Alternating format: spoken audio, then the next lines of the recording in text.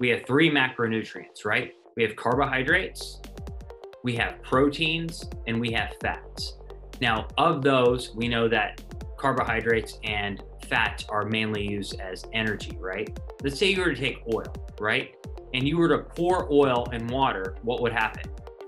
The oil would rise to the top. You've also heard that cream rises to the top. So if you have high fat milk, you're gonna have cream on top because fat is not water soluble. Ketones are kind of actually very short chain fatty acids or short chain fats, right? But they mix in water, right? So if you take your pack of keto, tear it open, you pour it in water, you shake that up, it mixes well with water. So ketones are these special water soluble fats. I mean, they mix well with water. Now, Brian Underwood likes to talk about them as being the fourth macronutrient. And the reason why we call them the fourth macronutrient is because under certain circumstances, ketones actually become essential to live and to function. But we think of them as different from the other three macronutrients because one, they mix with water, even though they're fat-like molecules. That's number one. But besides that, they also provide the most efficient energy source out of all the macronutrients, right? So if you compare ketones to other macronutrients, they're more efficient. You can produce more fuel with them.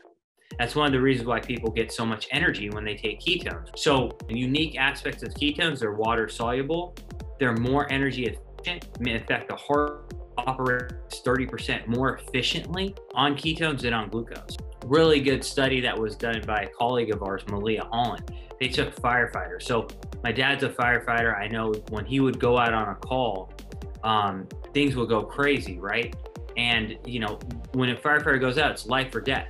Their heart rate's skyrocketing. They might have to carry someone down the stairs out of a burning building. So you want their heart to work efficiently. And what Malia Holland found is that with Pruvit's ketones, that firefighters' heart rates were lower. And even though they did the same amount of work, that means that they're more efficient and their heart doesn't have to work as hard because it has a better fuel source.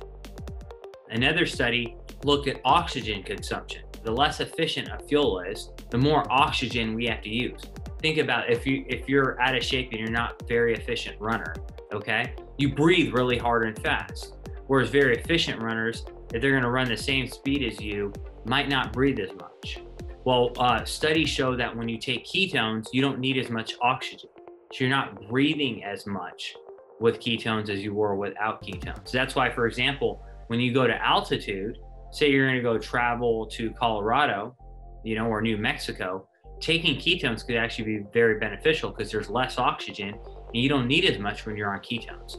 Another thing about ketones that makes them really special and why we classify them as the fourth macronutrient is that they're not just an energy source, but they're a signaling molecule, right? Ketones stimulate a positive mood. So they might stimulate the brain to be in a positive mood, potentially through releasing dopamine in the brain. And I can name over and over and over and over again different signaling aspects of ketones, but the bottom line is ketones are a signaling fuel.